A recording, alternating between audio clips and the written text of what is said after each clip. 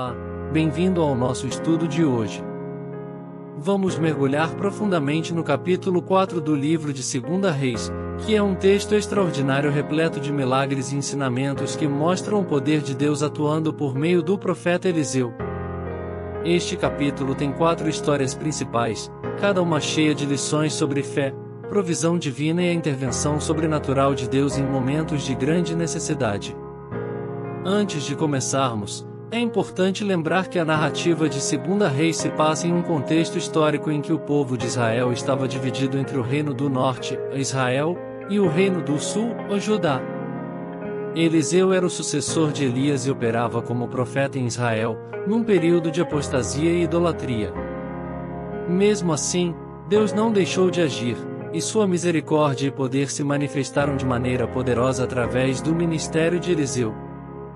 Hoje, vamos ver como esses milagres ainda podem falar profundamente aos nossos corações e fortalecer nossa fé. Nossa jornada começa com a história da viúva desesperada. Esta mulher era esposa de um dos discípulos dos profetas, provavelmente um homem devoto que havia dedicado sua vida ao serviço de Deus, mas que morreu deixando uma dívida considerável. A situação dela era desesperadora. A viúva tinha 2 filhos, e de acordo com a lei da época, os credores tinham o direito de tomar esses filhos como escravos para quitar a dívida. A dor dessa mulher era imensa. Não apenas ela havia perdido o marido, mas agora estava prestes a perder seus filhos também. O desespero a levou a buscar ajuda junto ao profeta Eliseu. Aqui, vemos o primeiro grande ensinamento deste capítulo, e a importância de buscar ajuda em Deus em momentos de crise. Muitas vezes, diante de situações aparentemente sem saída, nossa tendência é confiar apenas em nossas próprias forças ou nos desesperar. Mas essa mulher sabia que a única solução viria de Deus, por meio do profeta Eliseu. Quando ela apresenta sua situação a Eliseu, ele faz uma pergunta que parece, à primeira vista, um pouco estranha: o que você tem em casa? A viúva responde que só tinha um pequeno vaso de azeite. Esse detalhe é muito importante, pois o que parece insignificante aos nossos olhos pode ser exatamente o que Deus usará para operar o milagre.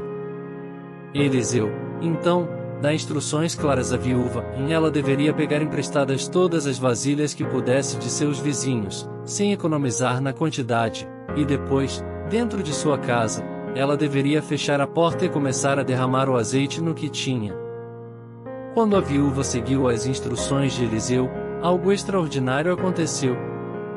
À medida que ela derramava o azeite, ele continuava a se multiplicar. O azeite só parou de fluir quando todas as vasilhas estavam cheias. Este é um ponto crucial da história. A viúva não foi limitada pela quantidade de azeite, mas pela quantidade de vasilhas que ela conseguiu emprestar. Este milagre nos ensina algo muito poderoso sobre a maneira como Deus opera. Ele usa o que temos, por mais insignificante que pareça, e multiplica conforme nossa capacidade de receber. O azeite continuou fluindo até que não havia mais vasilhas. O tamanho da bênção era proporcional à fé e à obediência da mulher. Se ela tivesse conseguido mais vasilhas, o azeite teria continuado a se multiplicar. Isso nos desafia a refletir sobre como estamos preparados para receber as bênçãos de Deus. Será que às vezes limitamos o que Deus pode fazer em nossas vidas pela falta de expectativa ou fé? Após o milagre, Eliseu orienta a viúva a vender o azeite, pagar suas dívidas e viver do restante. Deus não apenas livrou essa mulher e seus filhos de uma tragédia iminente, mas também lhes deu provisão abundante para o futuro. Este é um exemplo claro de como Deus não faz apenas o mínimo, mas sempre age de forma abundante para suprir nossas necessidades. Agora, vamos à segunda história deste capítulo, que nos apresenta uma mulher rica da cidade de Sunem. Esta mulher, chamada de Sunamita, era generosa e observadora. Sempre que Eliseu passava por sua cidade, ela o convidava para comer em sua casa. Eventualmente, ela e seu marido decidiram construir um pequeno quarto para Eliseu, de modo que ele pudesse descansar sempre que estivesse de passagem. Este ato de hospitalidade foi um gesto de grande bondade, e Eliseu quis retribuir de alguma forma. Aqui, vemos o segundo grande ensinamento deste capítulo: a hospitalidade abre portas para a bênção. A Bíblia nos ensina que devemos ser hospitaleiros, e a sunamita é um exemplo claro de como esse comportamento atrai a bênção de Deus.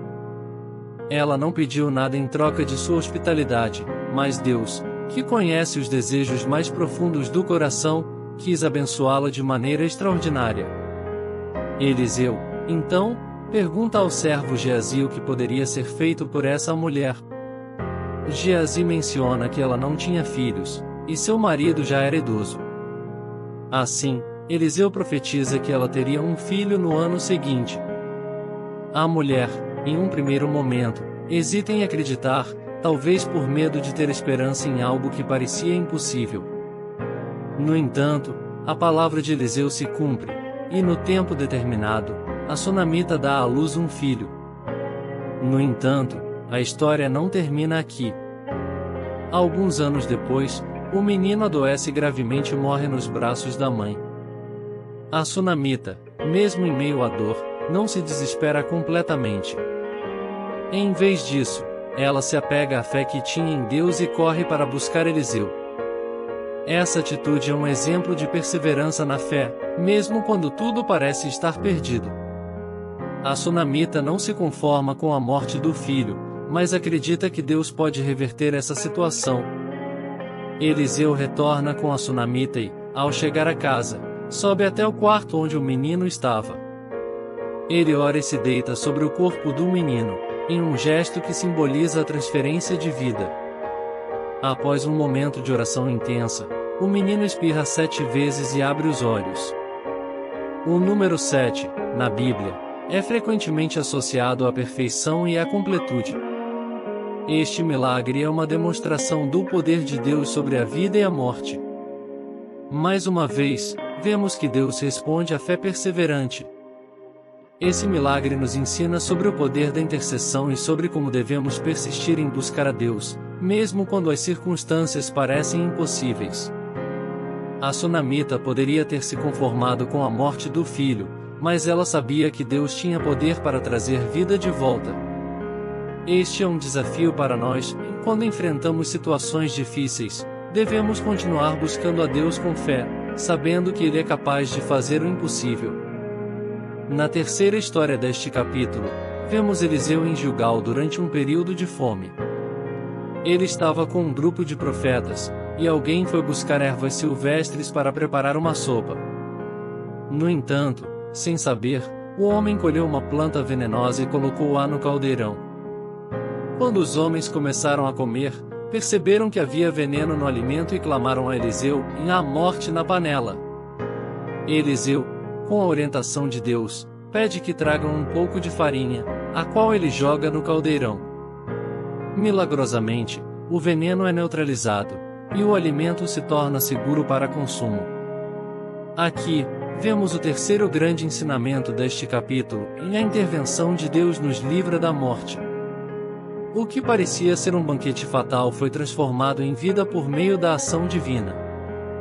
Deus, mais uma vez, mostrou que Ele pode transformar aquilo que é mortal em algo que traz vida. Essa história também é um lembrete de que, mesmo nas pequenas coisas, Deus está presente e pode nos salvar das armadilhas que nem sempre conseguimos ver. Quantas vezes, em nossa vida cotidiana, Deus nos protege de situações que poderiam ser fatais, e nós nem percebemos? Por fim, a última história deste capítulo é a da multiplicação dos pães. Um homem de Baal Salisa traz 20 pães de cevada e espigas frescas a Eliseu como uma oferta. Eliseu, então, ordena que o alimento seja distribuído entre 100 homens. O servo de Eliseu, no entanto, questiona como tão pouco alimento poderia alimentar tantas pessoas. Mas Eliseu, confiando na palavra de Deus, declara que todos comeriam e ainda sobraria. E assim aconteceu, o alimento foi distribuído, todos comeram até se saciar, e ainda houve sobras. Esse milagre é um prenúncio do milagre da multiplicação dos pães que Jesus faria no Novo Testamento, alimentando milhares de pessoas com apenas alguns pães e peixes. Essa história nos ensina sobre a abundância da provisão de Deus.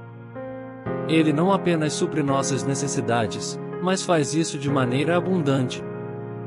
Quando entregamos o pouco que temos nas mãos de Deus, Ele é capaz de multiplicar e fazer muito mais do que poderíamos imaginar. Ao concluirmos este estudo, podemos refletir sobre os grandes temas que surgem ao longo deste capítulo, em fé, obediência, provisão e a intervenção sobrenatural de Deus. Cada uma dessas histórias é um lembrete poderoso de que, mesmo em meio às nossas maiores dificuldades, Deus está presente, pronto para nos socorrer, prover e operar milagres em nossa vida. Agora, quero encerrar com uma oração para que possamos aplicar essas verdades em nossas vidas. Oração. Senhor Deus Todo-Poderoso, te agradecemos por este estudo e pelos ensinamentos que recebemos do capítulo 4 de 2 Reis. Obrigado por nos mostrar que Tu és o Deus que provê, o Deus que ressuscita os mortos e que nos livra do mal. Ajuda-nos a ter uma fé inabalável, assim como a viúva que confiou em Ti em seu momento de desespero. Ensina-nos a ser generosos e hospitaleiros, como a mulher sunamita, que recebeu uma grande bênção por sua bondade. Ajuda-nos a lembrar que, mesmo nas pequenas coisas, Tu estás presente, assim como transformaste o veneno em alimento para aqueles homens famintos. E, finalmente, dá-nos a confiança de que, em Tuas mãos, o pouco que temos pode se multiplicar de maneira abundante, como no milagre dos pães. Que possamos viver de acordo com a Tua palavra e confiar em Ti em todas as circunstâncias da nossa vida. Em nome de Jesus, oramos. Amém.